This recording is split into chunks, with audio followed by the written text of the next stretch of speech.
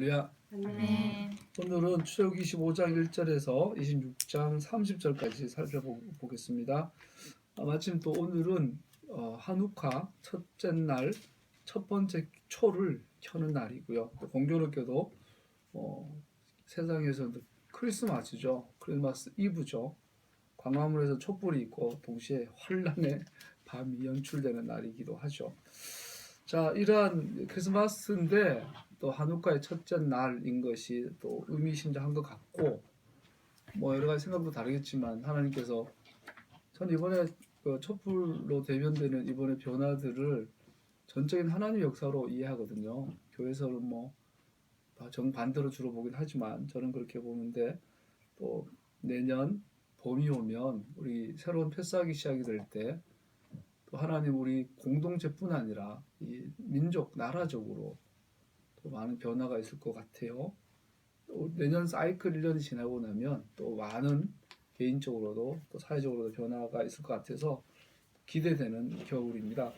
마침 한우카는 중간에 한번 살펴보겠지만 우리 한우카를 매년 몇 번째 살펴보고 있는데, 이 한우카를 특별히 올해 한우카를 보면서 보게 되는 건 그거예요.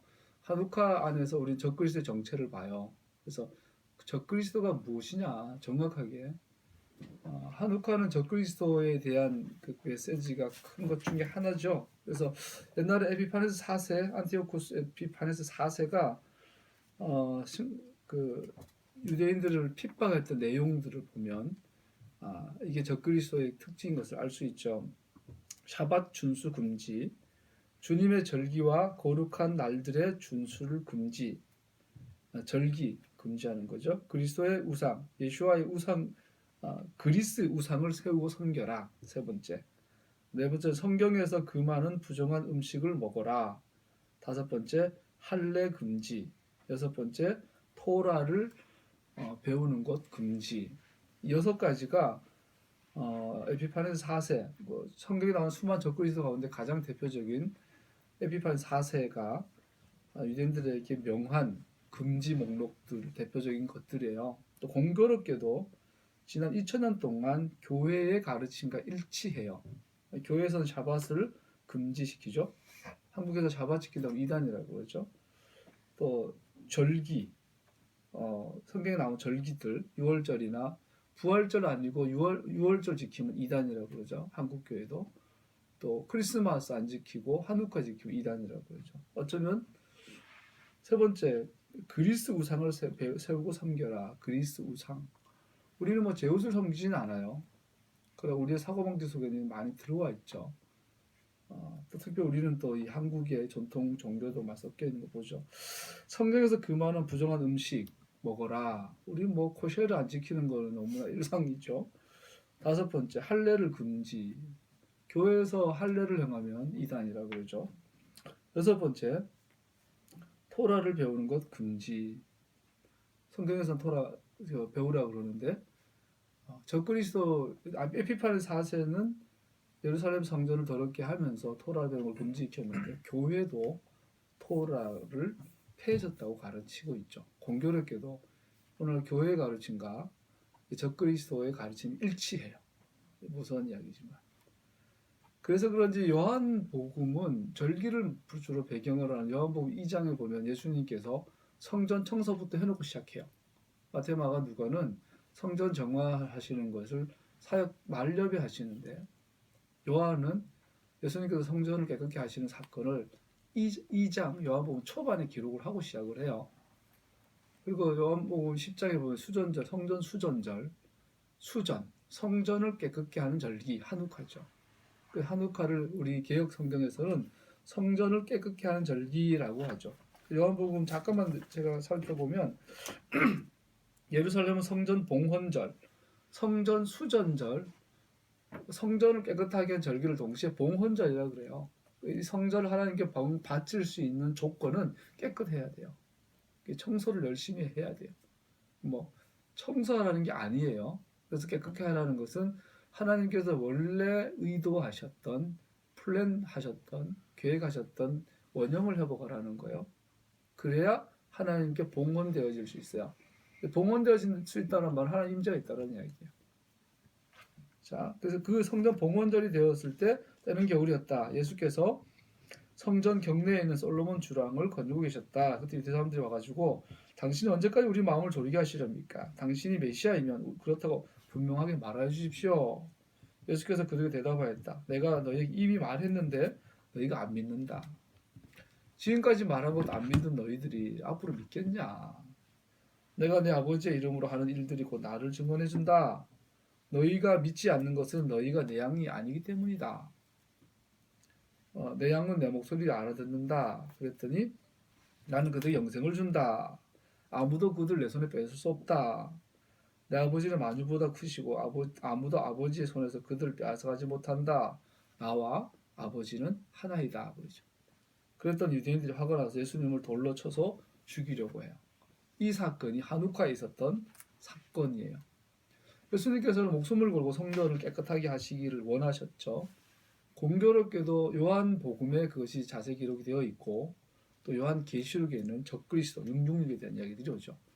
엄밀히 말하면 666은 잘못 해석한 것이고 그냥 적그리스도라는 존재가 마지막에 대단원으로 나타나는 게 요한계시록의 이야기들인데 요한은 이 한우카에 대한 의미를 굉장히 깊이 보고 있고 한우카를 깊이 이해하면 적그리스도 정체성을 알게 되고 우리가 어디를 가고 있고 어디에서 돌아가야 하고 어떻게 잘못 갔는지를 볼 수 있는 절기이죠. 즉, 이 한우카는 성전을 정화하는 그 하나님께서 거하실 만한 성전으로 회복하는 절기들이죠.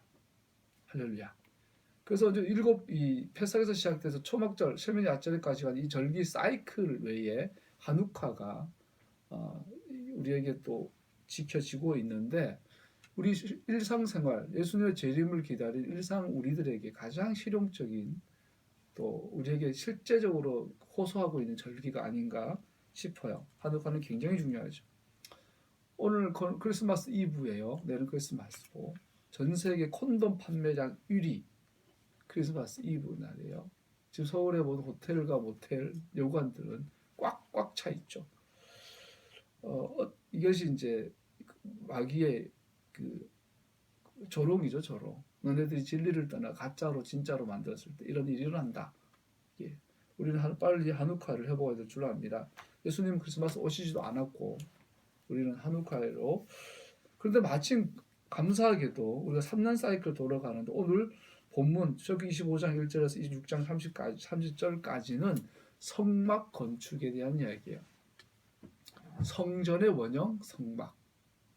성막의 오리지널 성막을 짓는 이야기가 오늘 토라 포션의 본문이에요. 우리가 한우카 성전을 정화하고 성전을 깨끗게 하고 성전을 봉헌할 수 있는 원형을 오늘 살펴보게 되는 거죠. 기가 막힌 타이밍에 하나님 우리를 보게 하신 것 같습니다. 우선 25장으로 넘어가기 전에 우리가 지난주에 보면 시내산 사건이 있잖아요. 시내산에 꼭대기가 있고 중턱이 있고 밑에가 있고 밑에 백성들, 중턱에는 지도자들, 제일 밑 구름 속에는 모세조차도 가장 높은 곳에서도 6일을 기다려서 7일째 하나님을 만나고 토라를 받고 내려와서 백성들과 함께 언약을 맺는 사건을 지난주 잠깐 살펴봤습니다. 자, 우리가 글을 볼 때마다 놀랍죠. 하나님께서 죄인들과 함께 하시기 위해서 산 위에 오셨고 오늘은 산 위에 계신 하나님께서 이제 산 밑으로 내려오시는 이 미슈카는 신의 산이에요. 신의 산이 움직일 수 있도록 되어진 곳이 미슈칸이에요. 하나님께서 우리 가운데 들어오시는데 그의 백성 가운데 거하시는데 어떤 형태로 거하시냐면 미슈칸으로 거하시는 거예요.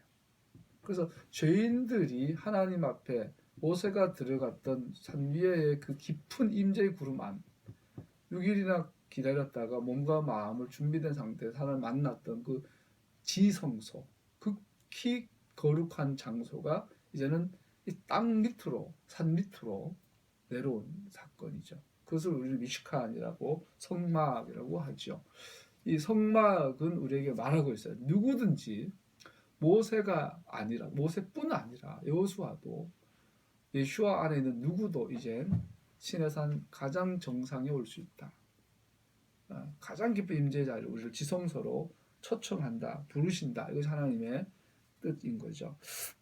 하나님께서는 모세가 산 위에서 즐거워했던 것 같은 종류의 교제하심을 백성들에게도 주심으로 그들과 함께 거하기를 원하신 겁니다. 하나님께서는 그의 모든 영광으로 이스라엘 백성들 함께 하시기를 원하십니다. 미식간을 살펴보면 어떻게 성전을 깨끗게 해야 하는지, 성전은 어떻게 깨끗해져야 하는지, 깨끗해지면 어떤 원형을 갖고 원형인지를 알 수 있는 것이 미슈칸, 성막이에요. 성막을 이해하지 못하면 성전을 깨끗게 수전절을 지킬 수가 없어요. 한우카는 매년 다가오는데 우리는 한우카를 경험할 때마다 우리의 성전들이 회복이 돼야 돼요. 결론으로 말하면 하나님께서 그잖아요. 시내산 위에서 임하셨던 하나님이 성막에 임하시고 성전에 임하시고 이제는 우리의 몸 가운데 임하세요. 이 몸은 물리적인 몸을 말해요. 그래서 오늘날 성전을 수전한다. 이런 것은 우리의 몸이 깨끗해지는 거예요. 이 바사르, 이 육체가 깨끗해, 어렵게 생각할 필요 없어요. 육체가 깨끗해지면 우리의 몸을 하나님께 받으세요. 봉헌하여 받으세요. 그러면 뭐가 일어나죠? 하나님의 일이 일어나요. 오늘날 한국교회는 하나님의 일이 멈춘 것 같아요. 개인적으로는 거의 그런 것 같아요. 그래서 오늘 가장 절실한 절기는 또한 하누카가 아닐까 필요해요. 여러 가지가 필요하죠. 우선 계약, 토라를 먼저 받죠. 토라만 받아서 되는 것도 아니죠. 모세가 몸과 마음이 준비가 되죠. 그러면 그 성전이 회복이 되죠. 오늘날 정말로 성전을 회복한 성도들이 이 땅을 걸어 다닌다면 놀라운 일들이 일어나겠지요. 저는 개인적으로 그렇게 기대하고 예상하고 또 믿어요. 우리나라 통일 전에 남한 땅을 걸어 다니는 성전들이 10명만 있어도 우리나라는 달라질 거예요. 10명만 있어도. 아니 1명만 있어도. 예레미야야 예루살렘 저작거리에 나가서 의인 한 사람만 찾아와라. 내가 용서해 주겠다. 그 의인 한 사람이 없어서 예루살렘이 무너지죠. 하나님께서 이번에 그 어떤 아줌마와 어떤 총각의 애완견 싸움이 나라를 대통령을 탄핵하게 만들고 어마어마하게 지금 유럽에 10조 원의 비자금이 노출이 되고 앞으로 다음 주도 기대가 되죠. 우리나라 지금 너무 다이나믹해요. 이런 일들을 하나님이 하시는 것 같아요. 회복이 것 같아요.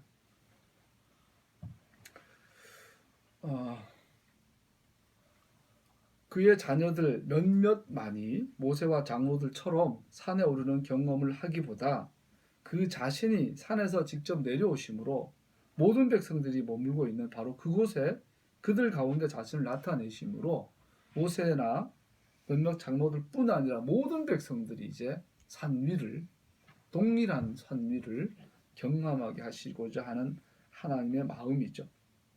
우리는 이를 통해 성육신의 실제를 보게 되고, 그래서 요한은 그잖아요. 요한은 이 미식한 성막의 컨셉에서 예수님의 성육신을 보고 있는 거예요. 태초에 말씀이 계시니라. 말씀이 육신을 입으시고 우리 가운데 거하심에 신의 산에서 하나님의 영광이 이 땅에 미식한으로 임하신 것을 묘사하는 글들이에요. 그 말씀은 곧 하나님이라. 그는 빛이라. 이렇게 또 말하고 계신 것들을 볼 수 있죠. 하나님께서는 그의 백성들 가운데 거하시는데 그의 거룩함이 조금도 훼손되지 않았습니다. 이것이 오늘 미식한에서 가장 충격이에요. 미식한 성막을 이해하면서 가장 핵심은 그거죠. 거룩하신 하나님이 이제 모세를 부르잖아요. 오라 할 때는 계층별로 레벨별로 나누시고 준비된 만큼 하셨는데 이제 하나님 직접 내려오시면서 우리를 만나 주시니까, 그런데 놀랍게도 그 거룩하심이 훼손되질 않아요. 타협하지 않으세요. 하나님은 인간을 사랑하지만 인간 때문에 기준을 굽히진 않으시죠. 하나님은 여러분과 나를 사랑하세요 죽기까지. 그러나 여러분과 나 때문에 기준을 굽히진 않으세요. 이게 하나님의 우리가 이해할 수 없는 신비함이죠. 미스테리예요. 우리 인간은 이해 못해요. 이 공의와 사랑. 하나님께서 우리 가운데 내려오셨지만, 세상 죄인들 가운데 오셨지만 그의 거룩함이 여전합니다. 이것이 우리가 이해할 수 없는 신비인데 이것이 설명되어진 것이 바로 성막인 것이죠. 그의 거룩하심과 사람하심과 사람들의 속된 것 사이에는 반드시 분리가 필요한데 성막은 그의 임재하신 곳일 뿐 아니라 거룩한 것과 속된 것을 분리하는 경계가 되기도 합니다. 그래서 성막법 안에 정결케 하는 법들은 굉장히 엄격하게 요구가 되어집니다.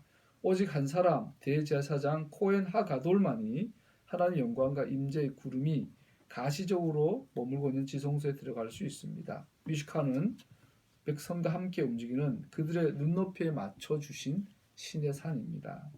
성막의 모든 것, 전체 희생 제사 제도, 제사장의 직무들, 정결례 지키는 것과 미식칸의 여러 건축 구조들은 이 모든 것들은 하나의 목적을 갖고 있습니다.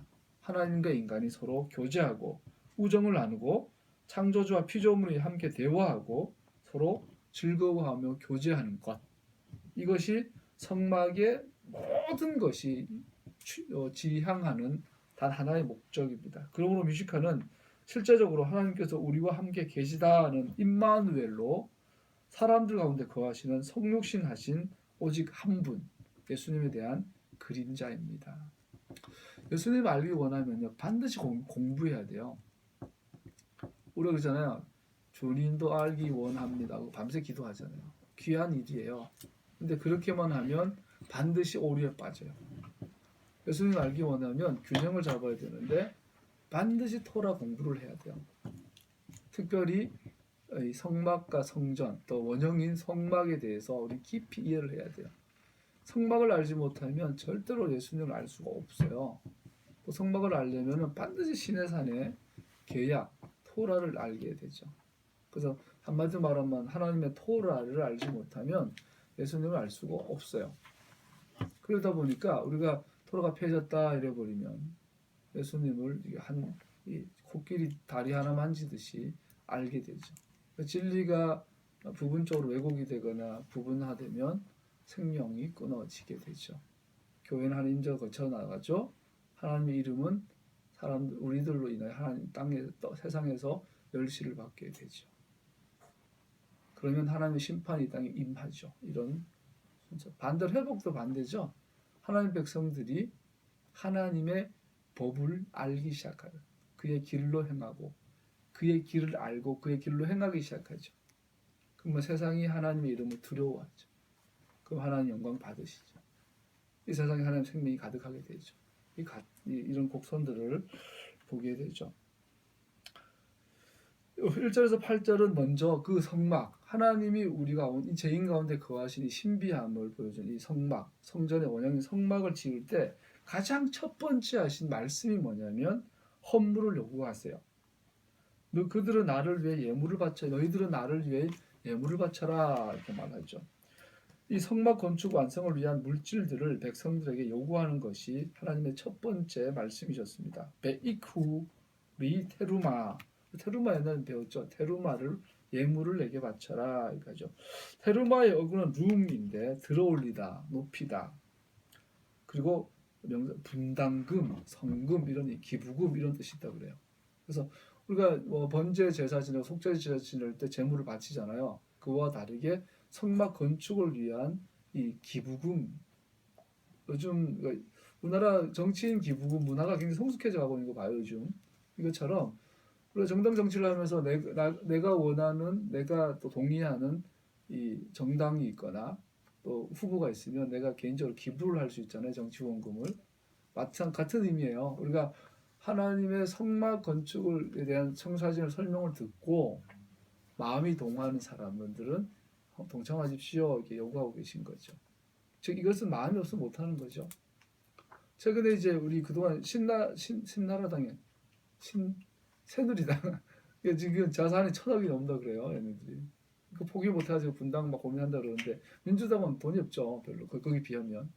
그러다 보니까 이제 정치 후원금이 뭐 박주민 출신 의원, 뭐 표창원 의원 이렇게 그 사람들 보니까 개인 후원금이 다 찰 정도로 가득한 거죠. 몇만 원씩 내가지고.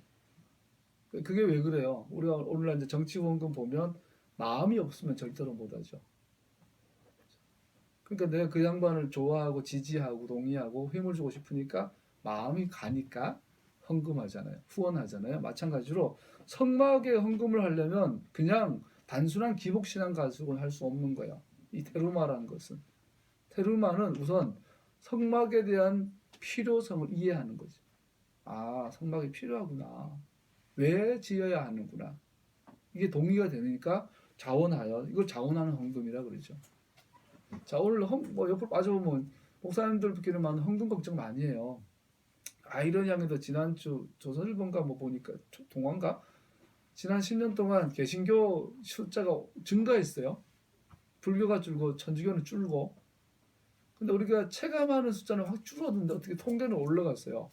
뭐가 많은지 잘 모르겠는데 어쨌든 현실적으로 지금 교회는 젊은 사람들이 없어서 헌금이 팍팍 줄고 있죠. 작년 통계로 여기 경기도 어떤 노회는 전년 대비 15% 줄다 그래요. 통합촌 노회가. 기가 막힌 노릇이죠. 그러니까 헌금이 팍팍 줄고 있어요. 그러면 또 우리 어떻게 하죠? 건축 헌금, 11조 헌금, 11조 헌금은 해야 됩니다. 이 목펠레 오른쪽 주머니 이야기 막 계속하고. 제주도에서 유명한 교회가 있길래 먼 길을 찾아서 일부러 예배 1월 10월 예배들이 옛날에 10년 전에 가서 유명한 교회 막 부흥한다니까 가봤어요. 가서 예배를 드리는데 머리가 너무 아파. 예배 시간에. 진짜 1시간 설교하는데 천득까지 헌금하는 설교더라고. 아, 저 헌금하러 해도 교회가 성장하는 거 신기하다, 능력이다. 그리고 왔어요. 어쨌든 그렇게 하고야 헌금이 늘려고 하는데 그렇지 않죠. 이게 원리로 돌아가면 간단해요. 목회자들은 자유할 수 있어요. 성도들이 하나님의 비전을 내 비전으로 삼으면 동의가 되면 자기가 내지 말래도 돈 내요.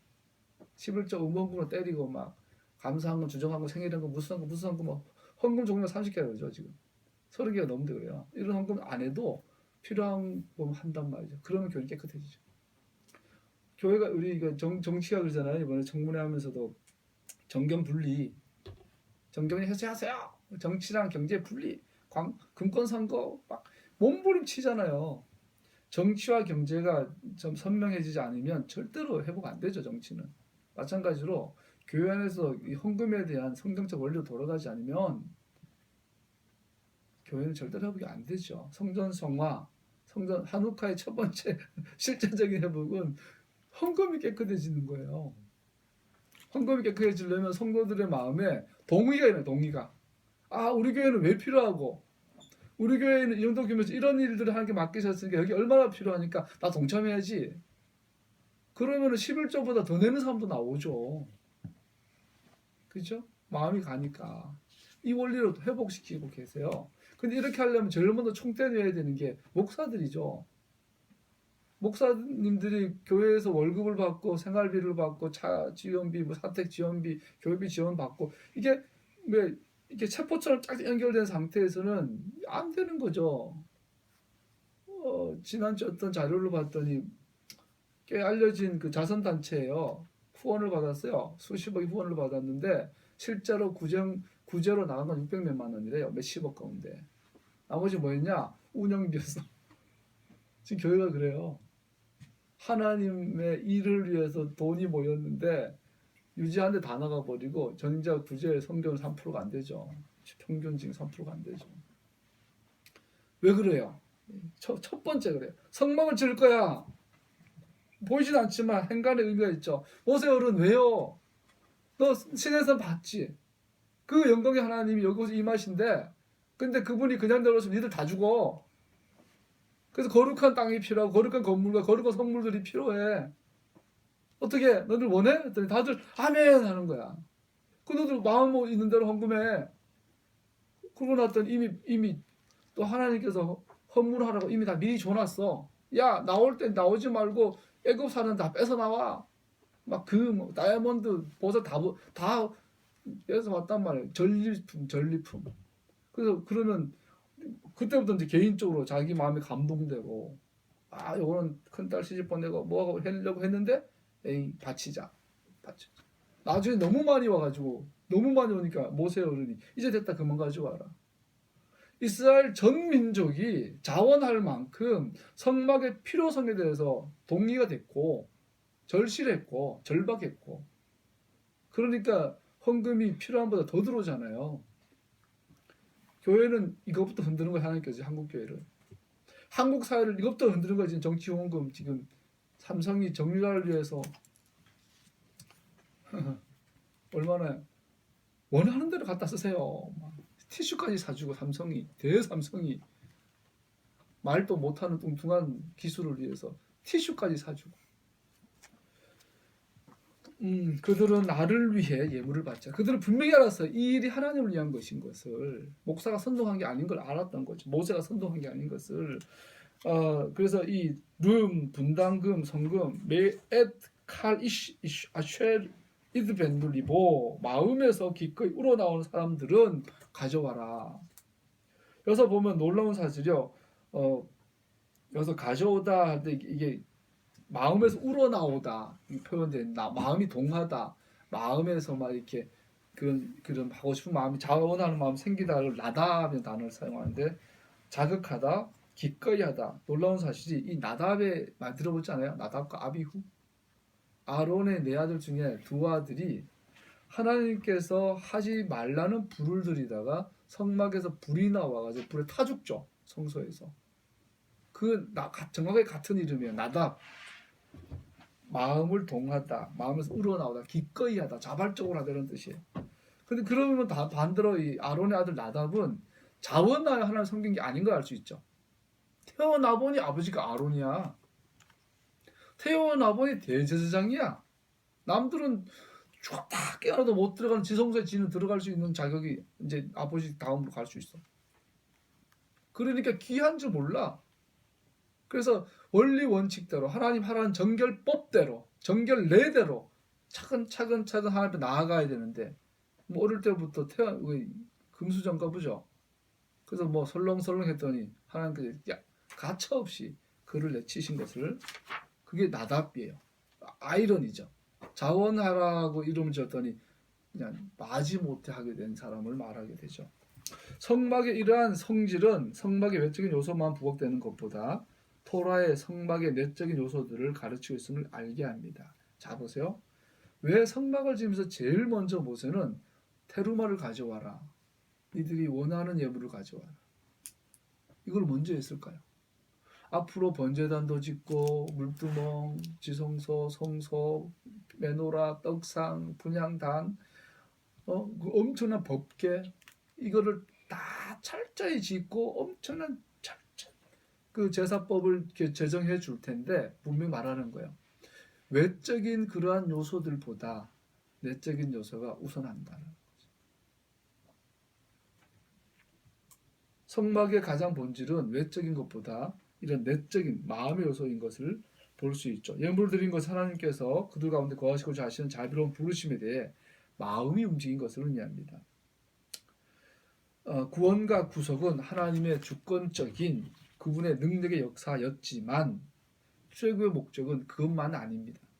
하나님께서 이스라엘 백성들을 출애굽시킨 목적, 첫 번째 목적은 주권적인 초자연적인 구원과 구속이지만 그 이후에 내 백성을 보내라. 저들이 이 산에서 예배드려야 합니다. 예배드리는 것. 마음으로 하나님 앞에 나아가 전심으로 진심으로 하나님과 교제하는 것. 서로를 기뻐하는 것. 이것이 출애굽의 진정한 목적이죠. 그러므로 미슈카는 출애굽의 궁극적인 목적을 성취하는 곳이고 그래서 성막을 건축하는 일은 하나님과 이스라엘이 협력해야 할 일인 것입니다. 구원과 구속은 하나님 전적인 주권이에요. 그러나 하나님과 교제하고 하나님과 사귀고 하나님과 즐거워하고 대화하는 것은 하나님도 노력하셔야 되고 우리도 노력해야 돼요. 그분도 원하셔야 하고 우리도 원해야 하죠. 예수님께서 요한복음에 의하면 사역 시작하자마자 채찍을 들고 가셔서 대노하시죠. 누가 아버지의 집으로 강도의 구려를 만드냐? 다 엎어버리죠. 오늘날 그랬으면 고소 고발 당했겠죠. 자영업자 들어가가지고 다 엎어버린 거 아니야. 그 당시 시스템에서는 허용받은 건데. 그 대제사장 가야바의 그 비자금 형성하는 그런 거라 그렇죠. 예수님은 그래요. 아버지의 성전은 본질은 마음으로 테루마하는 것인데 니네들은 돈 꼴랑 몇세 개씩 가져와 가지고 달라 쫄랑쫄랑 절기라고 초막절이라고 6월절이라고 쫄랑쫄랑 와가지고 양 깨끗한 거 골라가지고 오늘 원래는 농사가 좀 잘 됐으니까 좀 더 비싼 거 사야지 사가지고 뚝뚝 뜯어가지고 피 흘려가지고 찢어가지고 물에 태우면 그게 예배냐? 하나님께 다 엎어버리시 예수님께서 상을 엎으시고 아버지의 집 만민을 위해 기도하는 집이라 했는데 니들 강도의 구려를 만들었다. 한우카는 우리의 마음을 찌르는 곳이죠. 이것은 우리가 예수와 안에서 얻은 구속함에 대한 핵심적인 내용을 진리를 강조합니다. 우리는 그를 예배하기 위해 구원받았습니다. 구원 자체가 목적이 아닙니다. 십자가가 목적이 아니에요. 십자가가 가리키는 그 곳, 아버지와 서로 즐거워하고 아버지와 사귀는 것. 그래서 이 예배는 우리와 함께 머무실, 그가 우리와 함께 머무실 가장 적합한 장소가 필요합니다. 그것이 바로 미시카안이죠. 사도들의 글들은 오늘날 우리의 개념으로 이해한다면 오늘날 하나님께서는 그 어느 것보다 성령께서 거하실 기뻐하신 우리의 몸 안에, 육체 안에 그리고 부활하신 메시아의 권능이 명백하게 드러나는 공동체 안에 거하시기를 원하신다는 것입니다. 자, 결론부터 미리 말하면 미식한 성막을 통해서 우리가 반드시 이해해야 될 것은 성막의 이 원리들이 오늘 우리 몸에 적용이 되고 우리 공동체 안에 적용되어야 된다는 것이죠. 우리 고린도전서 16장 찾아보죠. 16장 12절에서 20절까지의 말씀입니다. 읽다가 중간에 같이 읽죠. 모든 것이 나에게 허용되었습니다. 그러나 모든 것이 유익한 것은 아닙니다. 모든 것이 나에게 허용되어 있습니다. 그러나 나는 아무것도 제재를 받지 않겠습니다. 음식은 배를 위한 것이고 배는 음식을 위한 것입니다. 그러나 하나님께서는 이것도 저것도 다 없애버릴 것입니다. 몸은 음행을 위하여 있는 것이 아니라 주님을 위하여 있는 것이며 주님은 몸을 위하여 계십니다. 하나님께서 주님을 살리셨으니 그의 권능으로 우리도 살리실 것입니다. 15절이요. 시작. 여러분의 몸이 그리스도의 지체라는 것을 알지 못합니까? 그런데 내가 그리스도의 지체를 빼어다가 청년의 지체를 만들 수 있겠습니까? 그럴 수 없습니다. 자, 이 미시칸의 원리 우리에게 적용을 하면 그리스도의 지체라고 나오죠. 고린도전서 6장 16절 창녀와 합한 사람은 그와 한 몸이 된다는 것을 알지 못합니까? 두 사람이 한 몸이 될 것이다 하신 말씀이 있습니다. 그러나 주님과 합하는 사람은 그와 한 영이 됩니다. 음행을 피하십시오. 사람이 짓는 다른 모든 죄는 자기 몸 밖에 있는 것이지만 음행을 하는 자는 자기 몸에다가 죄를 짓는 것입니다. 19절요. 시작.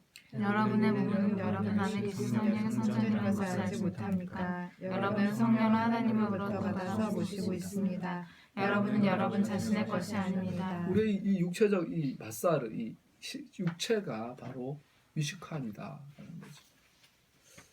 다른 말로 말하면 이 마지막 때 적그리스도의 공격이 나타나면 외적으로는 뭐 토라 금지, 샤bat 금지 이렇게 하겠죠. 그러나 그 결과 내적으로는 우리의 몸이 더러워지는 거죠. 음란해지는 거죠. 음란. 가장 두려워할 것은 음란이죠. 오늘날 우리가 이제 인터넷, 스마트폰 요즘 뭐 이렇게 난 없지만 뭐 여기다 또 되게 하더라고요. 인터넷을 하고 이제는 또 가상현실, 또 뭐 사물 인터넷,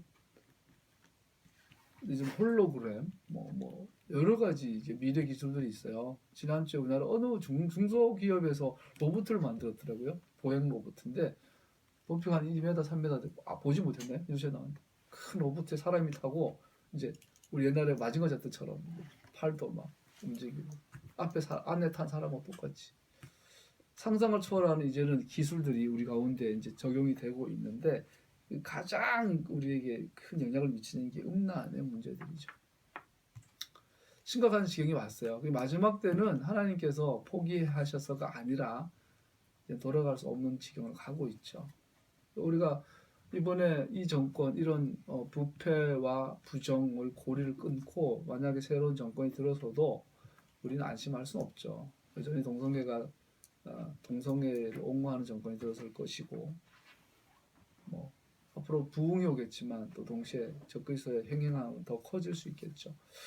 자, 이 마지막 때 우리의 몸을 성전으로 유식한 하나님의 임재, 사귐과 교제의 장소로 회복하고 유지하는 것. 이것이 마지막 때 가장 중요한 우리의 전쟁터가 될 것입니다. 어려워요. 너무너무 어려워요.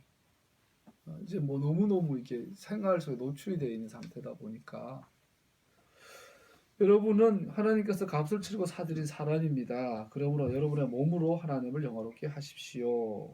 할렐루야. 자, 이 뮤지컬의 이 원리를 또 우리 하프타라 선지자는 이렇게 말합니다. 이사야 66장 1, 2절을 같이 한번 읽어보죠. 이사야 66장 1절 2절 읽기 전에 이런 질문을 먼저 드려보죠. 만약에 여러분과 내가 모세 공동체에 속한다고 생각을 해보세요. 실제로 약 3,000년 전으로 돌아가서 시내산 밑에 직전에 하나 시내산 영광을 보고 모세가 얼굴에 광채를 띠고 오시더니 야 성막 짓자. 니들이 봤던 그 시내산의 하나의 영광이 우리 가운데 임하기를 원하신데 그분이 거하실 수 있는 장소를 마련하자. 예물을 가져와라는 그 청중 가운데 우리가 있다라면 여러분 어떻게 반응하겠어요? 아마 우리도 똑같이 그죠? 마음의 감동 감화 받아서 하나님께 드리기를 기뻐할 것이고 또 이왕 드릴 것 가장 좋은 것으로 드리려고 하겠죠. 자, 그러면 이 테루마 자원하여 자발하여 기꺼이 드린 이 예물을 우리가 오늘 이사야 66장 이사야는 이렇게 표현하고 있어요. 1절 주님께서 이렇게 말씀하신다. 하늘은 나의 보좌요 땅은 나의 발의 받침대다. 그러니 너희가 어떻게 내가 살 집을 짓겠으며 어느 곳에다가 나를 쉬게 하겠느냐. 2절 같이요. 주님의 말씀이시다. 나의 손이 이 모든 것을 지었으며 이 모든 것이 나의 것이다. 겸손한 사람, 회개하는 사람, 나를 경외하고 복종하는 사람, 바로 이런 사람을 내가 좋아한다. 우리 최순실 아줌마가 유럽에 뭐 아직은 추론이지만 10조 이상의 이 비자금을 넣었다 그러죠. 근데 재밌는 건 그런 사람이 그 티슈 값도 받아내고 삥땅 치잖아요. 그래서 참 인간의 욕심은 끝이 없어요. 근데 이제 하나님은 그런 분이 아니세요. 하나님께서 그래, 야, 나는 부족한 게 없어. 땅이 내 거야, 하늘이 내 거야. 그런데 내가 니들이 바치는 뭐 알량한 다이아몬드 몇 개, 금 몇 개, 그 필요해서 달라는 게 아니야. 내가 니들한테 원하는 건 그게 아니야. 내가 원하는 건 겸손한 사람, 회개하는 마음, 나를 두려워하고 내게 복종하는 마음. 아까 테루마하는 자원하는 심령을 이사야는 조금 더 구체적으로 표현하고 있어요. 겸손한. 이 겸손하다는 가난하단 마음이에요. 가난한 마음. 회개하는 마음. 가난한 마음, 회개. 두 번째 회개라는 것은 통회하는 마음, 상한 심령. 가난한 사람이 뭔가를 트라이 해봐요. 우리가 가난하죠, 우리가. 또 우리보다 더 가난한 사람들도 있잖아요. 이 가난한 상태는 통회한 상한 심령으로 가죠, 100%. 뭔가 꿈을 꾸는데 한 번도 트라이 해보지도 못하고 되지를 않아요. 가난하면. 많은 꿈들을 버려야 되니까 나중에 어떻게 돼요? 그냥 이렇게 마음이 상하죠. 이걸 통회하는 심령이라 그래요. 하나님 앞에 나아가고 싶은데 아무리 봐도 내 안에 선함이 없어요. 나아갈 자격이 없어요. 그분이 불러주시고 내 죄를 씻어주지 않으면 내가 못 나가요. 뮤지컬을 보면서. 분명히 하나님 임재가 내 가시적으로 앞에 있는데 내가 이 성막을 들어가지 못하는 거야. 왜? 난 죄인이라서. 그때 절망하죠. 이것을 상한 심령이라고 그래요. 그걸 가난한 마음을 빗대서 설명하시는 거예요. 그래서 가난해야만 철이 들어요. 영적으로도. 술술 풀리면 철이 안 들죠. 그 가난은 자체는 좋은 건 아닌데 우리는 가난을 통해서 상한 심령을 경험하고 배울 수 있는 거죠. 그래서 이거 사도 바울이 알아요. 나는 풍부에 처할 줄도 알고 가난에 처할 줄도 안다. 그러고 나서 동시에 사도 바울은 그러죠. 내 안에 선한 것이 없다. 내가 하나님 앞에 나아갈 수가 없다. 도저히 나아갈 수가 없다. 나는 끝이다. 영원토록 나는 저주받은 존재다. 이게 사도 바울의 상한 심령이에요. 그때 사도 바울에서 오호라 하나님께 찬송드리리로다. 나는 주님 앞에 나아갈 선한 것이 없는데 내가 주의 은혜로 주님 앞에 나아갈 수 있게 되었도다. 그 주님을 찬양하고 기뻐하고 바울이 드리는 그 찬양, 예배, 기쁨, 찬송은 하나님 은혜를 노래하는 거예요. 내가 주님 앞에 설 수 있는 것은 주님의 은혜로라. 나의 나된 것은 오직 주님의 은혜로라. 그러니까 이제부터 내가 사나 죽으나 주님을 위하여 먹고 주님을 위하여 살고 죽는다 하는 거죠. 자, 이것이 상한 심령이에요. 오늘 이사야는 말하고 있어요. 테루마 가져와라. 이것은 하나님께서 돈이 없어서 보석이 필요해서 부르는 게 아니라 우리의 상한 심령을 요구하고 계시는 것을, 하나님을 두려워하고 떠는 마음을 보죠. 하늘과 땅을 가지신 분이 거하실 장소는 어떤 곳이어야 합니까? 화려하고 훌륭하고 비싼 곳이어야 합니까? 그는 이렇게 말씀하십니다. 나의 손이 이 모든 것을 지었으며 이 모든 것이 나의 것이다. 겸손한 사람, 회개하는 사람, 나를 경외하고 복종하는 사람, 바로 이런 사람을 내가 좋아한다. 여기서 우리는 성막을 짓는 것의 두 가지 특징을 볼 수 있습니다. 첫 번째는 무릇 마음이 가난하고 심령에 통미하며, 가난하다, 겸손하다, 비천하다, 오니 아까 설명했어요. 그 통한에, 해한에, 회개에 넥세그라는 이 단어를 쓰는데 이것은 세게 맞은, 다친 이런 뜻이에요. 겸손하고 회개한다는 것은 결국은 뭐죠? 너무 가난하고 비천한 하나님 앞에 섰더니 하나님 내 안에 요만한 예레미야가 주님 앞에 내 의가 걸레 조각 같습니다. 영원토록 빨아도 걸레는 걸레죠. 주님 앞에 내 의가 걸레 조각 같습니다. 내 속, 곧 내 육신에 선한 것이 거하지 아니한 줄 아노니 원함은 내게 있으나 선을 행하는 것은 내게 없노라. 이것이 사도 바울이 말한, 이사야가 말한 마음의 가난함. 그 주님께서 말씀하시죠. 마음이 가난한 자는 복이 있다. 천국이 저희 것입니다. 하나님의 호의를 살 능력이 내게 없는 것. 이것이 통미하는 심령이죠. 이것이 겸손한 마음이죠.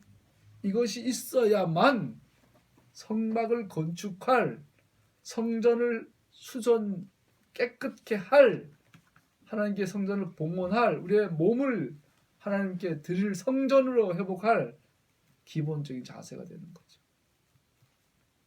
그것이 없다면 한국화는 그냥 뭐 크리스마스나 다른 진배 없는 것이죠. 그리고 토라의 회복이란 말이 뭐예요? 첫 단계가 우리처럼, 개인적으로 나처럼, 토라가 폐해진 게 아니었구나. 절기가 폐해진 게 아니었구나.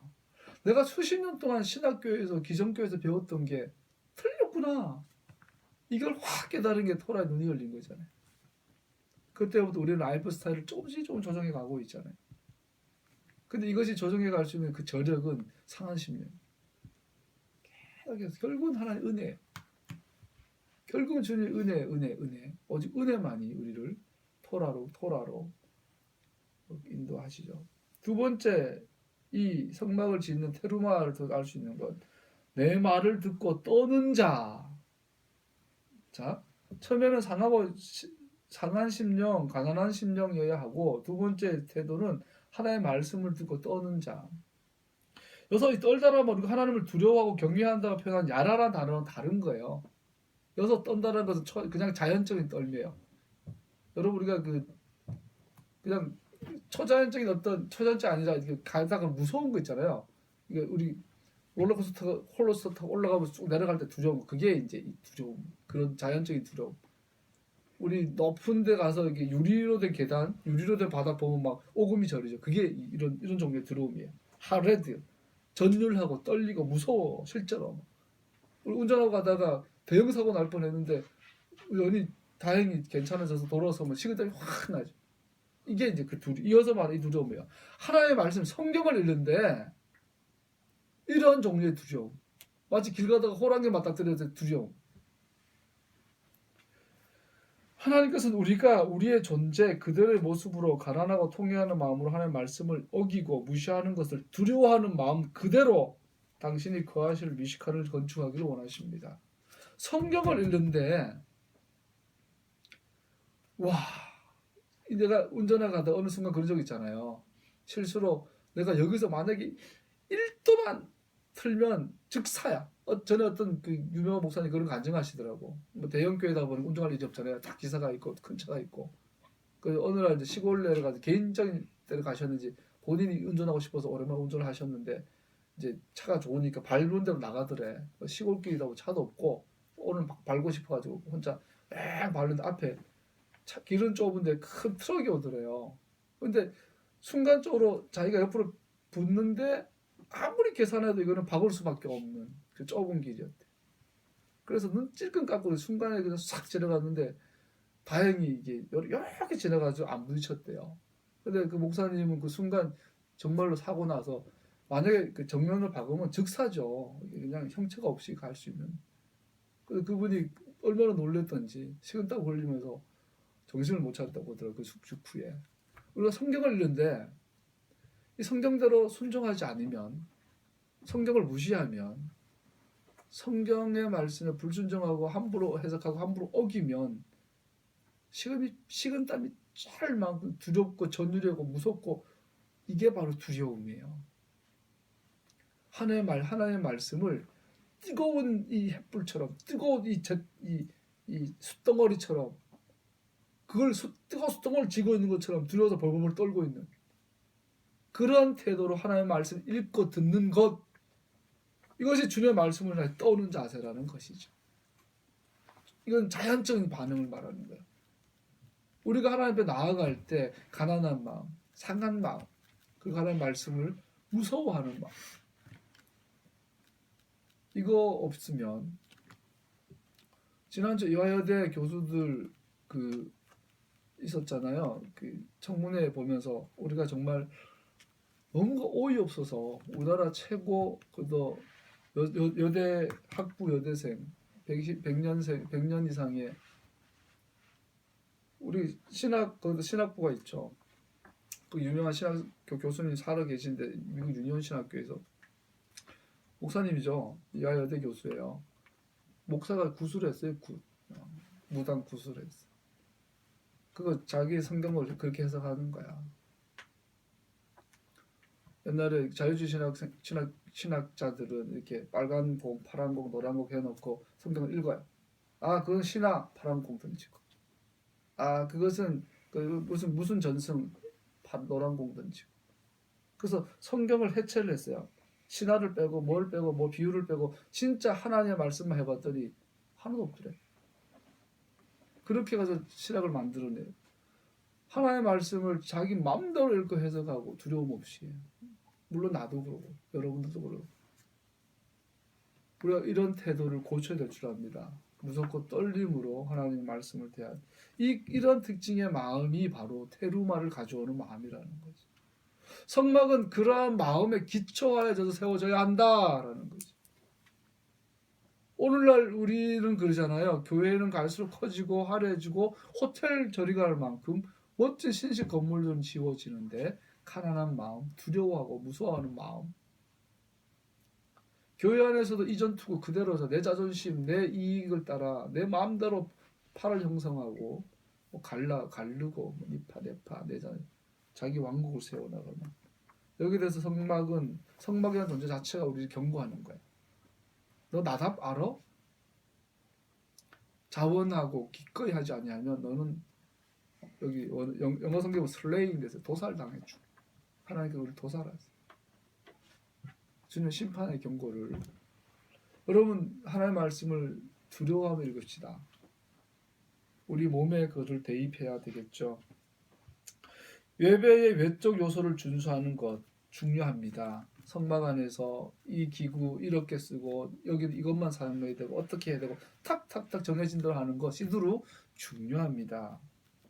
그러나 영과 진리 안에서 사랑과 용서의 계명을 지키며 라션 하라 악담하는 것 욕하고 험담하고 이런 삼가며 우리가 진리라고 알고 있는 것에 충실하며 우리에게 주어진 사명을 확고하게 감당하며 수반되는 개인적인 희생에 상관없이 우리의 마음을 담아 하나님을 예배하는 것보다 외적인 요소는 항상 더 쉽습니다. 외적인 요소는 항상 쉽기 때문에 그건 잘해요. 그러니까 내적인 요소는 우리 전부를 걸고 싸워야 돼요. 여러분 개인적으로 우리는 가난에 대해서 많이 원망하잖아요. 가난하게 태어나고 가난한 부모님한테 자라거나 뭐 사실 원망이 되게 돼요.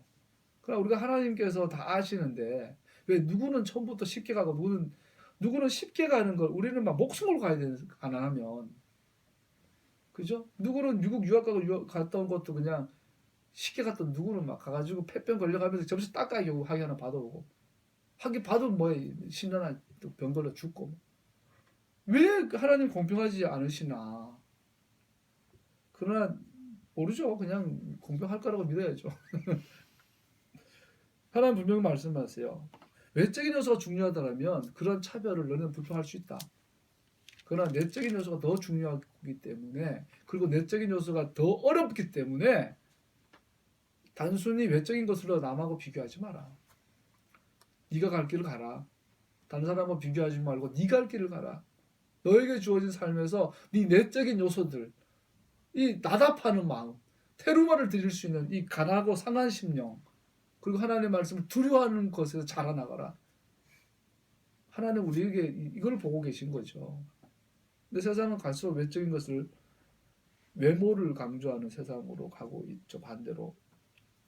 하나님 말씀에 떤다는 것은 그것을 심각하게 받아들이는 것을 의미하며 실제로 수행하며 주님께서 명하신 것을 순종할 수 있도록 그가 주신 능력을 사용하는 것을 의미합니다. 그것은 하나님의 말씀에 가난하고 통쾌한 심정으로 기꺼이 배우고 듣는 것을 의미합니다. 배우고 듣고 사모하는 것. 그리고 무엇보다 가장 강조하고 싶었던 구절이 개인적으로 하나님의 말씀은 그 자체를 목적으로 하는 것이 아닙니다.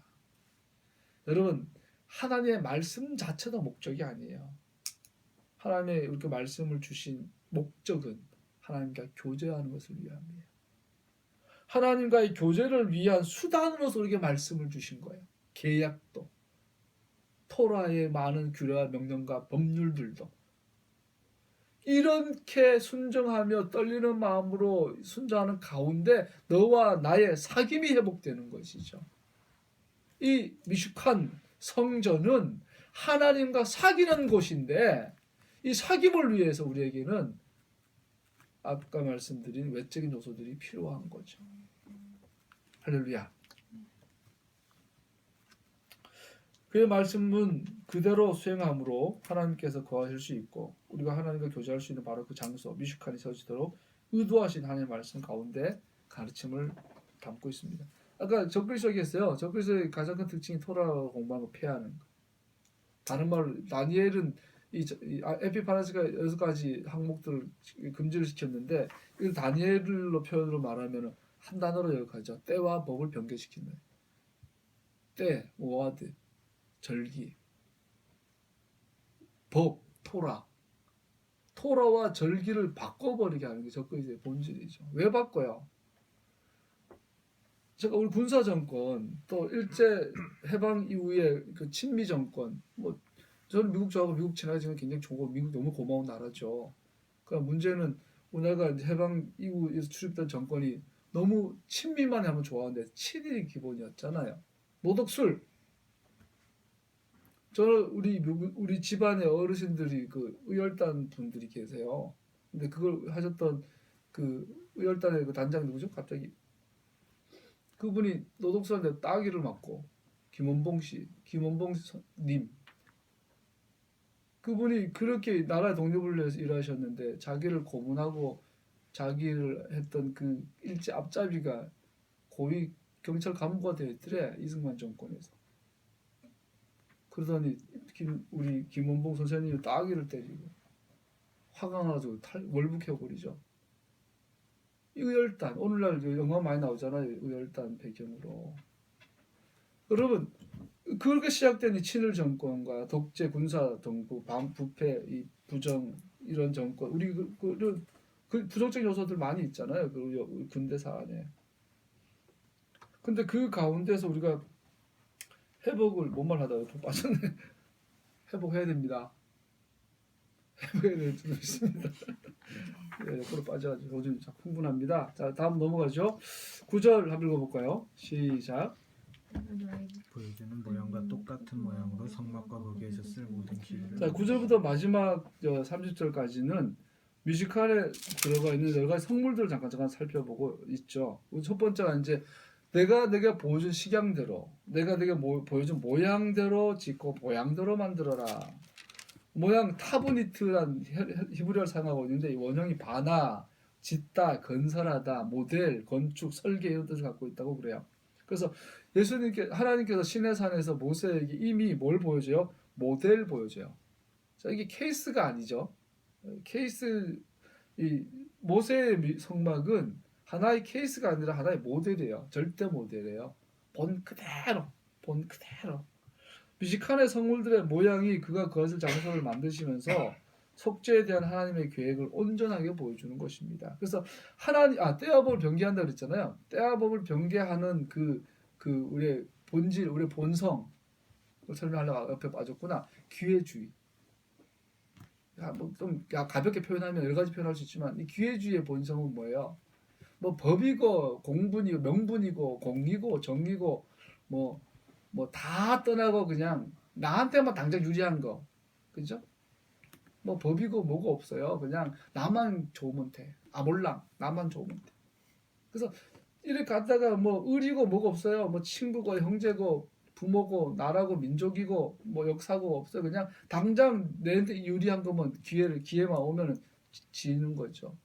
우리나라 안타깝게 이런 기회주의자들이 득세했던 우리는 많이 보잖아요. 우리 많이 상처를 받았어요. 거기에 또 동시에 우리도 내게 좋은 기회가 오면 나도 옛날에 뭐 세계화 그래가지고 뭐 무한 경쟁 시대 그래가지고 누구가 죽든 말든 나만 성공하면 되는 이런 시대. 우리 기회주의자. 때와 법을 변개해버리는 이 본성 속에 그게 있는 거죠. 우리 속에 기회주의자 본성들이 있어요. 우리 속에 다. 그래서 하나님의 말씀 읽으면서 어떻게 해요? 내게 유리한 거. 내게 마음 드는 거는 쏙 지는데 부담되는 거는 다 버려버리고. 그래서 경고하고 있는 거예요. 때와 법을 변개하는 건 적그리스도 본성이에요. 그 적그리스도적 본성의 다른 표현은 오늘 정세로 표현한 우리나라 기회주의자들인 거죠. 민족도 자기 개인 양심도 팔아버려. 일제 시대 때는 일제 앞잡이가 돼가지고 광복군 막 독립군도 잡아놓고, 미 군정 아래서는 친일 경력 다 숨기고 나서 독립군 형세하고 미군한테 아사아사 버리고 군사 독재자가 군인들한테 아부하고 진실이고 뭐고 다 떠나고 기회주의자. 때와 법 우리 교회 안에 그대로 있지 않나요? 우리 교회 한국교회가 많이 성장하고 귀한일도 많고 귀한일도 많이 경험하지만 교회 안에 얼마나 많이 기회주의자가 있어요. 기회주의적인 요소들. 하나님의 말씀이 이렇게 말하던 말든 이런 현실이 이런데 어떤 목사님이 그런 말씀하세요. 성경을 잘 가르치고 이제 밥 먹으러 갔더니 젊은 집사님들이 그러더래. 목사님 사회생활 안 해보셔가지고 그런 소리 한다고. 목사님 우리 철에 나가가지고 건축 일하고 건설 일하고 이 바이어 만나고 해보시라고 목사님이 그 설교한 대로 되는 줄 아십니까? 웃으면서 실실 쪼개면서 그러시더래요. 목사님이 그러셨대요. 정색을 하고. 글쎄 말입니다. 하나님께서 사회생활 안 해보셔가지고 그런 서러운 말씀 하셨나 봅니다. 그랬더니 집사들이 가만히 있더라고요. 우리는 그래요. 하나님의 말씀조차 우리의 필요를 따라 기회주의자들처럼 이랬다 저랬다 때와 법을 변개시킨다. 이거는 적그리스도가 한 짓이 아니라 우리 속에 있는 적그리스도적 요소들이란 말이에요. 이걸로 싸우지 아니하면 주님의 성전은 회복되지 아니하죠. 그래서 주님께서 그래요. 다시 내가 보여준 그대로 지어. 네가 보기 좋다고 바꾸지 마. 하라는 대로 해. 그게 성전이야. 그게 성막이야. 한우카의 본질은 이 원형을 회복하는 것이지요. 그렇게 해야만 속죄가 완성이 돼요. 하나님께서 보여준 그대로 지어져야만 속죄가 이루어져요. 안 그러면 괴물이 유전자 조작해 괴물 나온 것처럼 지난주 일본에서 계란을 잘랐는데 그 계란에 노란자가 없더만요. 이게 10절에서 22절까지는 법계, 증거궤에 대한 얘기 나오죠. 에두트 증인에게 증거하는 궤란 뜻이죠. 증거궤. 그 증거궤에 속죄소가 있죠. 속죄소 양쪽에는 양팔을 펼치고 계신 두 케루핌 그룹들이 계시고 그분들이 아래를 내려다보고 계시는데 그 자리가 속죄소가 되죠. 카포레트라고 그래요. 카포레트. 속죄소. 루터는 이걸 시은 자비의 자리를 표현하죠. 성경에 보면 지성소부터 성소, 성막들로 이 역순으로 성물들을 소개하고 있는데 첫 번째 소개하는 것이 증거궤, 법궤가 되죠. 여기서 하나 기억할 것은 이것이야. 장광고, 넓이가 1.5규빗, 길이가 1.5규빗, 높이가 1.5규빗, 길이가 2.5규빗. 자, 이 직사각형의 이 육면체죠.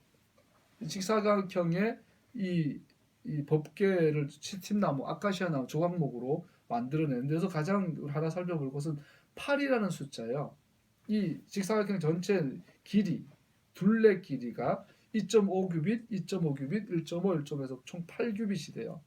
한 규빗은 정확한 위치 뭐 보통 한 45cm, 50cm까지 하나를 보는데 자, 8규빗이 8이라는 단어 우리가 살펴봤지만 성경에서 8이라는 단어는 매우 의미 있고 매우 중요하죠. 8은 7을 지난 숫자로 매우 중요한 의미가 있습니다.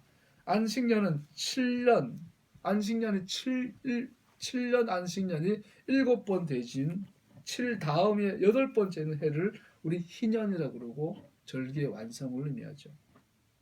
셔미니 야절에 8일 성회 7일간의 초막절의 이 절기 다음에 8일째 되는 날을 셔미니 아제렛 그러고 바로 토라 절기의 최종 마지막 완성을 나타내죠.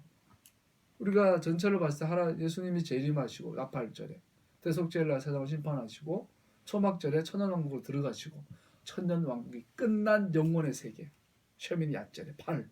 이 8은 영혼이에요. 언제 여기랑 철학적 대화를 좀 나눴는데 참과 거짓의 기준이 뭘까요? 언제는 그런 질문했어요. 송중기 너무 멋있잖아. 박보검.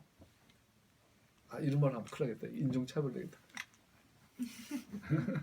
송중기가 우리나라는 예쁘지만은 저 막 평균 신장이 180 정도 되는 노르웨이나 이런 데서 보면은 난쟁이 똥자루 잘 보지 않겠어요. 우리인데야 막 장등고 멋있지만은 미국 사람들 보기에는 동남아 저 촌에서 그냥 뭐 하던 애처럼 보이지 않아. 죄송합니다. 인종차별이 발언이. 자, 하여튼 뭐 말하다 8 셔미니 아젤에서 영원을 나타내는 절기가 되죠. 자, 이 8, 이 증거계가 8규빗의 둘레로 되어 있다는 것은 또 귀한 걸 상징하죠. 8이라는 숫자는 완성, 최종적인 성취의 의미로 알려져 있습니다. 만약 그렇다면 내가 뭔 말 하려면 사실은 송중기 흑인이라면 과연 중국에서 저 인기 있을까? 근데 우리끼리 아직 이거 인종차별이고 우리끼리 몇 명 안 들으니까.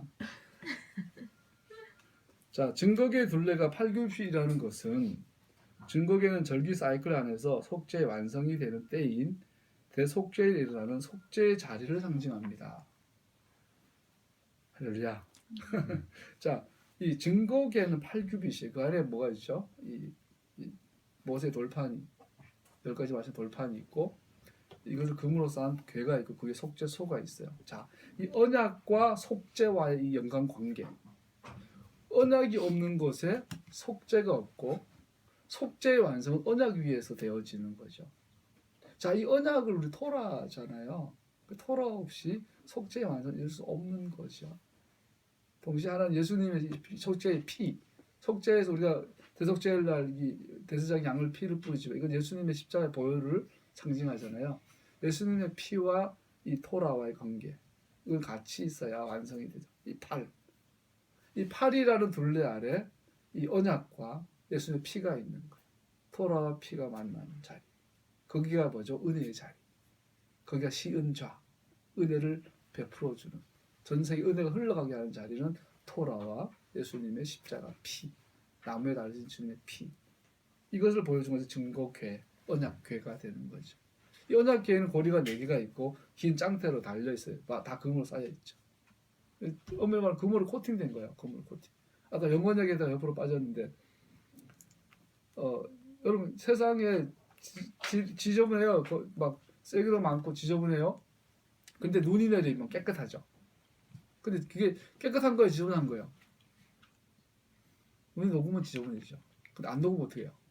깨끗하죠. 영혼이 안 녹으면 어떻게 해요? 깨끗하죠. 조각목은 쓸모없다 그러죠. 뭐 불쏘시개 왜 쓸만한 게 건축 재료 안 된대요. 가치가 없는 나무인데 금으로 코팅을 하면, 근데 그 코팅이 영원히 안 벗겨지면 조각목이에요, 금이에요. 금의 가치죠. 영원한 것만이 참이에요. 영원하지 않으면 참이 아니죠. 자, 그렇다면 이 8이라는 숫자, 영원 안에 하나님의 이 법과 하나님의 피, 메시아의 피, 이것이 8이라는 숫자 안에 둘러싸여져 있고, 그것을 속죄소, 죄를 속하는 자리라 그러고, 또 은혜의 자리라고 하죠. 카포레트라고 하죠. 할렐루야. 더 설명하지 않을게요. 굉장히 의미심장한 거죠. 토라 회복은 선택 사항이 아니에요. 예수님의 십자가, 예수님을 사랑하고 예수님의 십자가의 은혜를 더 구하고 주님을 더 알기를 원하면 반드시 토라가 열려야 해요. 그 토라가 열리면 최종적으로 이스라엘이 열리죠. 이스라엘 안에 다 담겨 있죠. 자, 그 또 하나 설명하기가 길어지는데, 그 언약 안에 뭐가 있어요? 이스라엘의 보호에 대한 약속이 있어요. 이스라엘이 즉 뭐죠? 하나님은 이스라엘 포기하지 않아요. 민수기 보니까 이스라엘 죄를 막 쏠 때 주님께서 그러잖아요. 나는 이스라엘에게서 죄를 못 찾겠다. 아이고, 그때 이스라엘 뭐 하고 있었어요? 불평하고 있었어. 안에서 온갖 추접한, 비겁한, 돌아서 오늘 막 무리칼 쏟아지니까 할렐루야. 그 다음날 되더니 모세들도 패면서 우리가 돌아가겠다 이러고 있는데, 하나님께서 그래. 내가 이스라엘 봤더니 얼마나 마토브 얼마나 좋은지. 내가 죄를 발견 못하겠다. 아름답다 이스라엘. 누가 이스라엘 욕하냐? 이스라엘 저주하냐? 내가 저주. 이 약속이 어디 되어 있다고요? 토라. 내가 이스라엘아, 내가 너랑 약속하는데 내가 영원히 너를 지켜주겠다. 그럼 하나님, 우리가 약속을 어기면 어떡하죠? 내가 너를 속죄하여 회복시켜주겠다. 이 토라의 언약 안에 뭐까지 들어가 있냐면, 네가 약속을 어길 때조차 내가 너를 버리지 않겠다 약속이 되어 있는 거예요. 그래서 이스라엘이 영원한 거고, 이스라엘은 아름다운 거예요. 이스라엘이 잘해서가 아니라 하나님께서 그렇게 약속하셨기 때문에 이스라엘은 영원한 것이고, 이스라엘은 의로운 것이고, 이스라엘은 거룩하고, 이스라엘은 영원한 거예요. 이 이스라엘이 열려야 되는 거예요, 토라의 핵심에는. 그리고 내가 이스라엘이라는 것을 봐야 되는 거예요. 이스라엘을 위해서 기도하고, 이스라엘을 위해서 선교하고, 이스라엘에서 선교 헌금을 하고, 알리야 운동을 하는데 내가 이스라엘인 것을 몰라요. 아, 영적 이스라엘 아니에요. 내가 이스라엘이라니까. 영적인 이스라엘이 아니라 내가 실제 이스라엘이라니까. 그래서 이스라엘은 영원한 거예요. 왜? 그것이 어디 들어가 있냐면 이 8이라는 둘레 아래 들어가 있는 법궤 아래. 이스라엘아, 내가 너를 영원히. 왜? 너와 내가 약속했기 때문에. 이스라엘이 영원한 이유는 딱 하나의 주님이 약속하셨기 때문에. 주님 때문에. 예수님의 이름 때문에. 하나님의 거룩한 이름 때문에 이스라엘은 반드시 회복되죠. 그 약속이 있어요. 그 위에 피가 덮여 있는 거예요. 네가 내 약속을 어길 거야. 너는 나와 약속을 떠날 거야. 나를 배신할 거야. 베드로가 예수님을 향하여 침을 뱉고 예수님을 저주하죠. 불과 얼마 전까지 주를 위해 목숨 버리겠나이다 그랬다가 지금 침하고 저주 뱉을 때 베드로는 그날 밤 나락으로 떨어지죠. 그때 카포렛을 보는 거죠. 아, 이미 약속되어 있었구나. 내가 주님 배신할 거. 이스라엘이 주님을 떠날 거.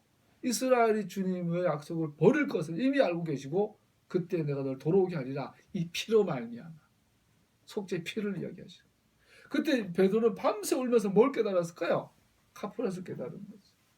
아, 예수님 피 흘려주시네. 안 돼요. 안 돼요. 그러고 나서 절망해서 울다 지쳐 갈릴리로 도망가 있는데 주님 찾아오시죠.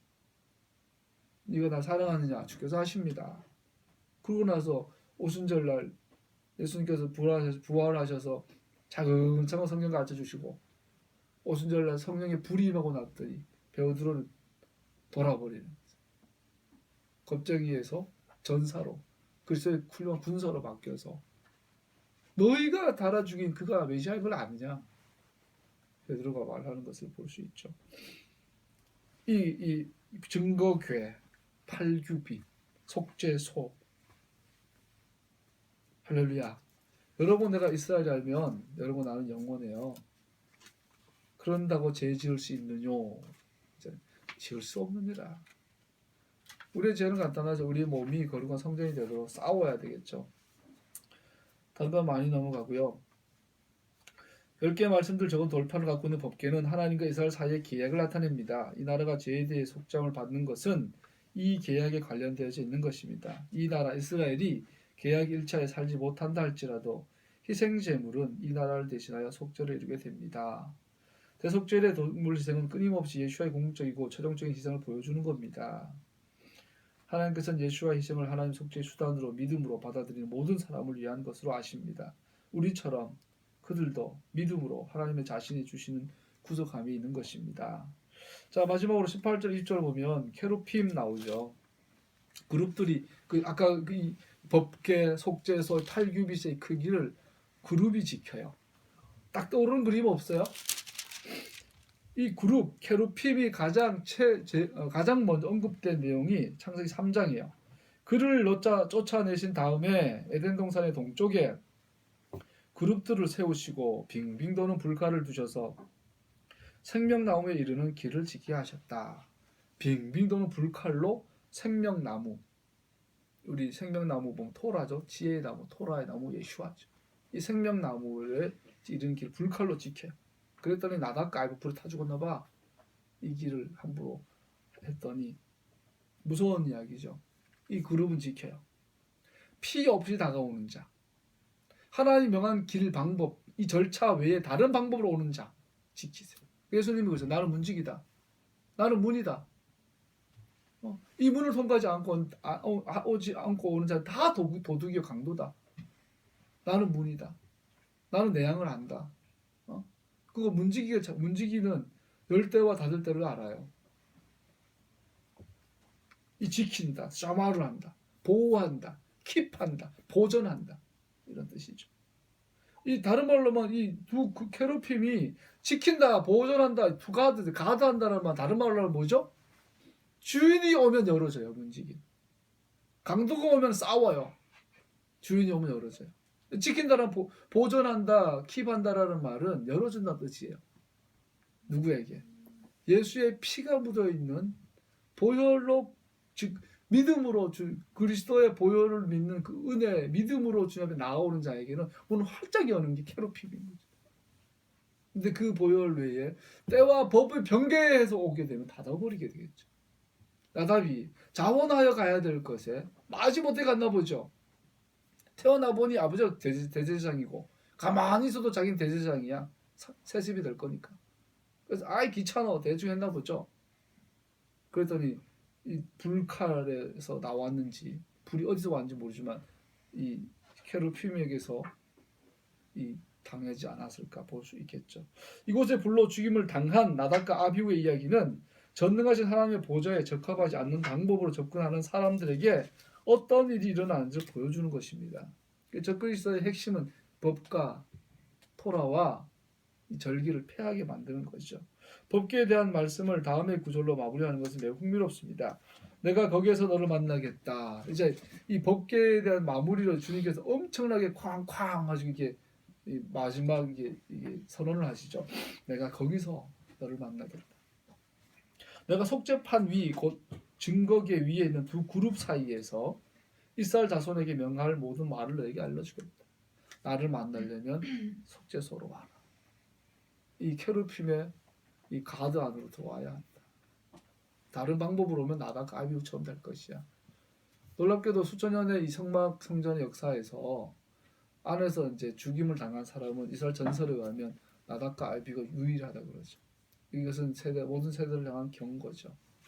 마지막 심판대, 하나님의 심판대에 대한 이 성격인 것을 볼 수 있겠죠. 말씀 다 됐습니다. 모세 아론이 대제사장으로 활동하기 전에 미식칸의 의식들이 그리고 또 하나 여기 네가 널 만나러 그러면 여기 와라. 그 헷갈리는 게 뭐예요?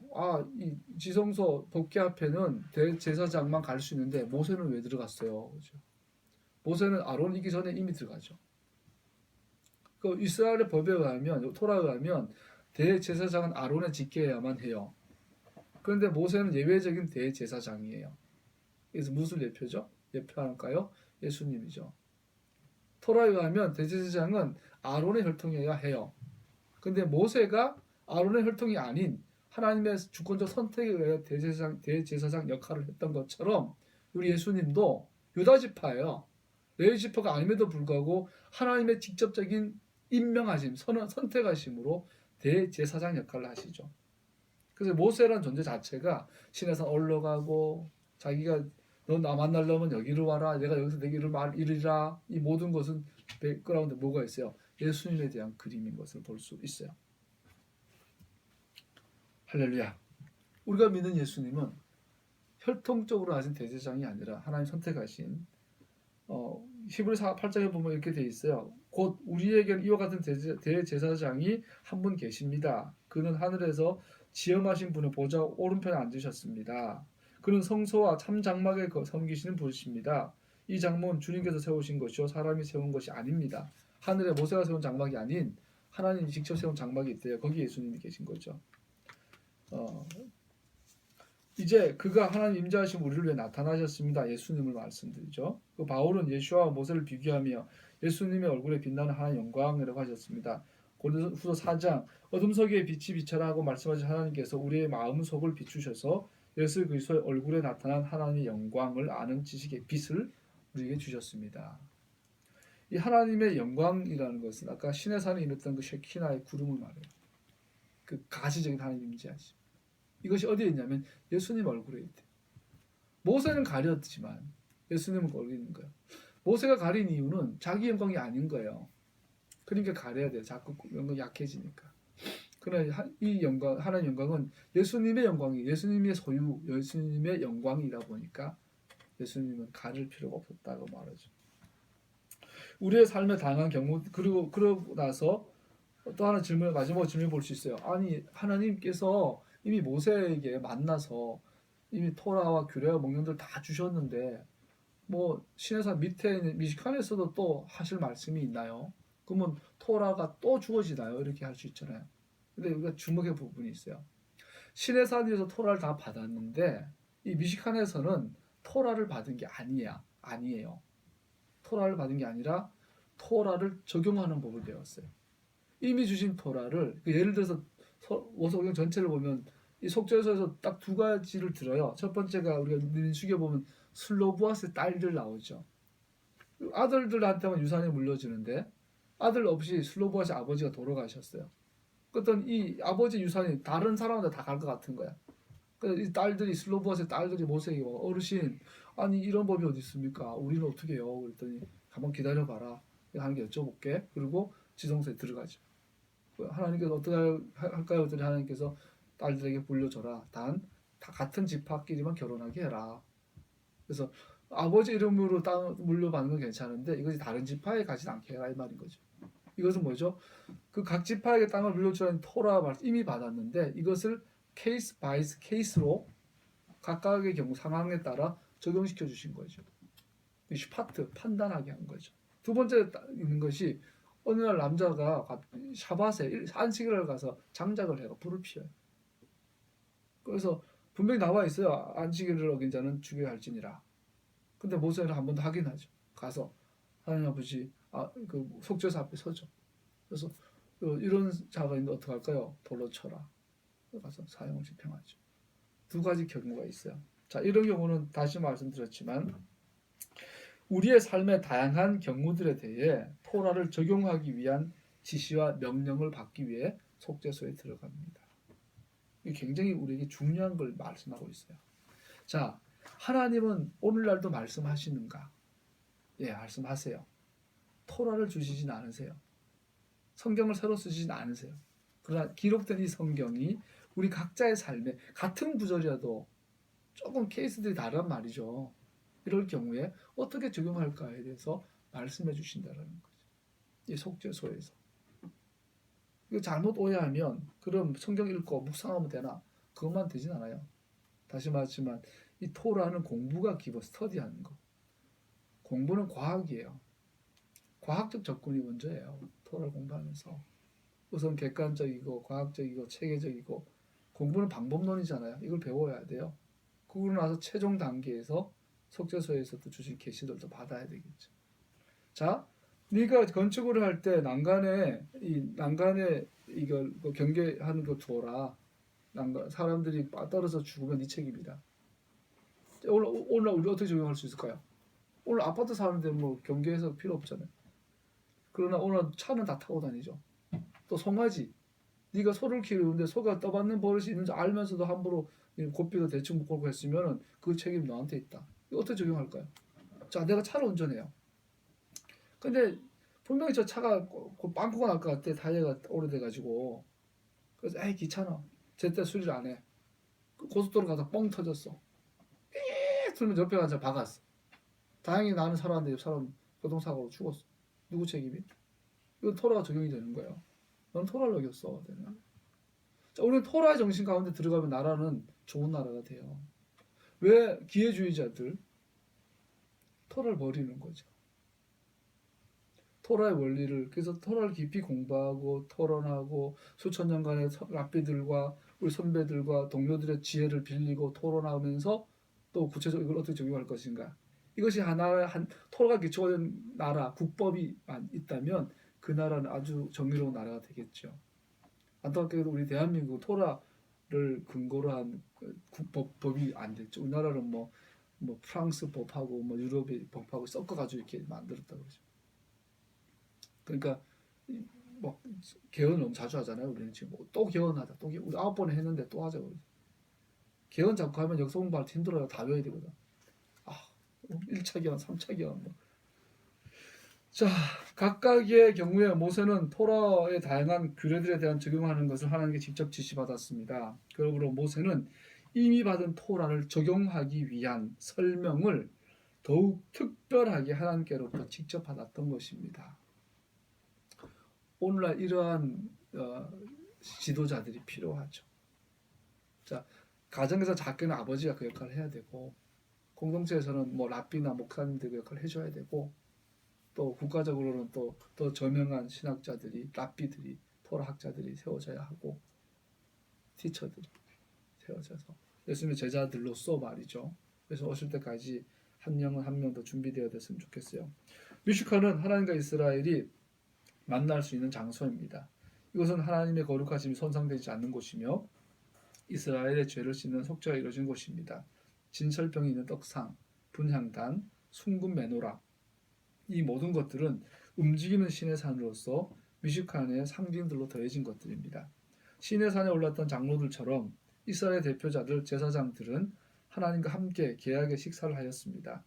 신의 산 위에 구름처럼 분향단에서 나는 향은 구름을 만들었습니다. 신의 산 위에 했던 불처럼 메노라의 빛은 빛을 비추고 있습니다. 이 모든 것들은 신의 산에서 처음 보였던 하나님의 바로 그 영광이 사람들 사이에 거하고 계심을 말해줍니다. 이어지는 본문들, 앞으로 배울 본문들도 이 임마누엘에 대한 계시들로 가득합니다. 말씀 마무리하죠. 오늘 한우카 시작입니다. 한우카의 시작은 성막의 원리를 회복하는 것입니다. 우리 가운데 우리 여러분과 내 몸이 성전이고 이 공동체가 성전입니다. 작게는 우리 안에 이런 한우카가 회복될 수 있기를 소원합니다. 기도하겠습니다.